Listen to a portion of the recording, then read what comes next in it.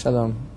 This week we are reading Parashat Ve'etchanan in the book of Deuteronomy, beginning in chapter 3, verse 24. And in this week's Parashat Ve'etchanan, there are many very important principles in Jewish life. Some of the most important concepts in the Torah are found in this week's portion. And we find in chapter 6, beginning with verse 4, the Shema Yisrael. Hear, O Israel, Hashem our God, He is Hashem who is one. And this, of course, is the primary declaration of Jewish faith. This expression, Shema Yisrael, Hear, O Israel, is called by our sages accepting the yoke of heaven. This sentence, Shema Yisrael, Hear, O Israel, that Hashem our God, Hashem is one, and the section in the book of Deuteronomy beginning in chapter 11, verse 13, beginning with the words, If you shall hearken to my commandments which I command you this day, and the section of the tzitzit, the fringes that are required by Jewish males to wear on their garments, that's found in the book of Numbers beginning in chapter 15 and verse 38. These three sections constitute the sections of the recitation of the daily Shema that a Jew recites twice daily. And the Shema itself, the declaration that we have here in Parashat Ve'etchanan, chapter 6, Shema Yisrael, this is the seminal statement of faith for a Jew. It's also declared before lying down to go to sleep, before a child is circumcised, traditionally before death as well. It is the cornerstone of Jewish faith that we declare the unity of God twice a day. And that unity is unique and perfect in all the world, for there is nothing else in this world other than Hashem. Also, one of the intentions in the recitation of the Shema is that we are prepared to give our lives up for the sanctity of His name. This is called Mesirut Nefesh, which literally means giving up one's soul. And it's actually referred to in the following paragraph, in the next verse actually, and you shall love Hashem your God with all your heart, with all your soul, and with all your might. And our rabbis of blessed memory teach us that the words with all your soul actually refers to even if He were to take your soul from you. And the archetype, the paragon of this virtue of giving one's soul up for Hashem is represented by the great sage Rabbi Akiva. Rabbi Akiva was tortured to death by the Romans as punishment for the crime of teaching Torah. And the Talmud relates that when Rabbi Akiva was executed, it happened to be the time for the reading of the morning Shema. And Rabbi Akiva told his students that he was glad to have the opportunity to give his soul up for his love of God, because his entire life he actually felt bad regarding this particular verse, and you shall love Hashem your God with all your soul. And he felt bad, when would he have the opportunity to fulfill this? So the Talmud relates to us that as his murderers literally combed the flesh off his bones with iron combs, he was reciting the Shema and literally accepting upon himself the yoke of heaven. And he elongated the word Echad. Shema Yisrael, Hashem Elokeinu, Hashem Echad. Hear, O Israel, Hashem, who is our God, Hashem is one. And traditionally, customarily, we elongate the last word, Echad. And as he did that, he expired with the word Echad on his lips. The truth is, we could ask a very good question regarding this tradition, because, as we've mentioned, it's actually the words, with all your soul, that describe the commandment of giving up one's life for God. So why did Rabbi Akiva elongate the word Echad, and why did he have this intention of giving himself up for Hashem on the word Echad, rather than on the words, and with all your soul?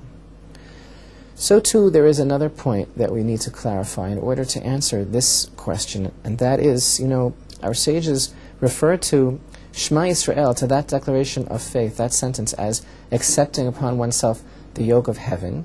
And regarding the paragraph that talks about the importance of doing all of the commandments, which is, as we mentioned in Deuteronomy chapter 11, beginning with verse 13, that's called the yoke of the commandments. But our sages tell us one must accept the yoke of heaven before the yoke of the commandments. And that's why Shema Yisrael, comes before V'haya im Shemoa. That's why the paragraph, the Shema in Deuteronomy 6 and V'ahavta comes before the next part regarding the commandments, because our sages say you must accept upon yourself the yoke of heaven before the yoke of the commandments. But why should that be?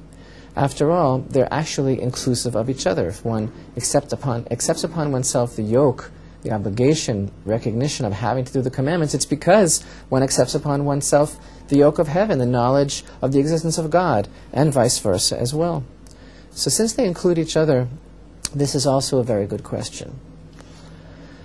Actually, there is a very great answer to the concept of Rabbi Akiva that can shed a great deal of light on part of the mystery of Shema Yisrael. Shema Yisrael, Hashem Elokeinu, Hashem Echad. Hear, O Israel, Hashem, God, who is our God, He is God, who is one.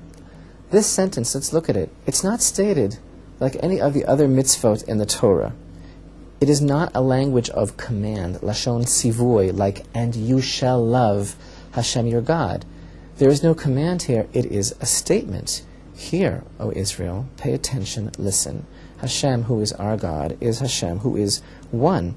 This is not a command, but rather it's a statement of recognition, of acknowledgement. For a Jew, essentially, to know what he is and what the essence of his being is. All of the mitzvot were given to the Jew, but what this verse teaches, actually, Shema Yisrael, is what is a Jew all about. Listen, Israel, Hashem our God, Hashem is one. Every Jew has to know that there is really only one reality, Hashem our God, and that there is nothing else. Every level of life, all of existence, exists only through Him, and nothing would exist without Him. All existence is dependent upon Him, and this is designed essentially to bring a Jew to a level of what is called nothingness.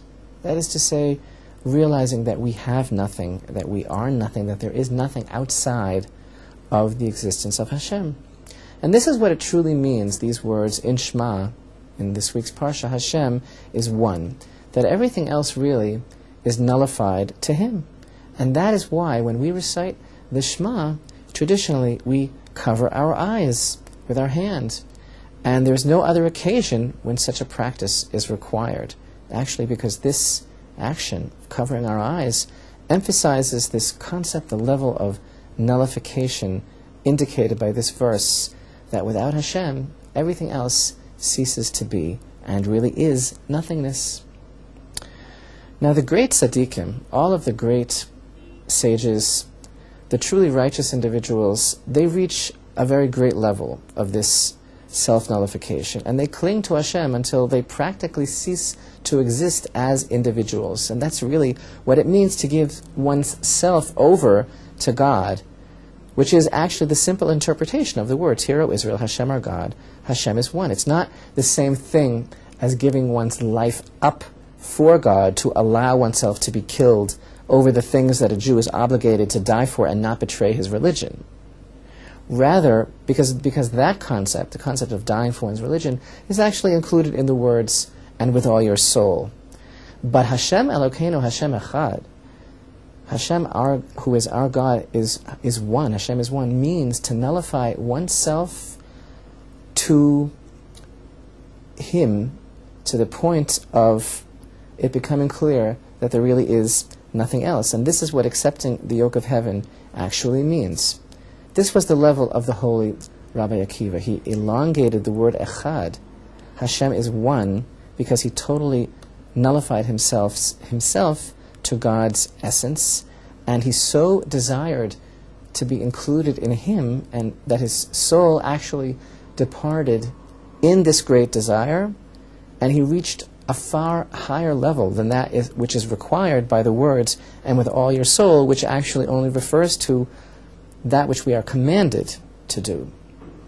As the great Maharal explained, Rabbi Akiva returned his spirit to God until he himself had no distinct existence to speak of. His entire essence was only attachment to God, and thus he died while carefully pronouncing the word echad, one.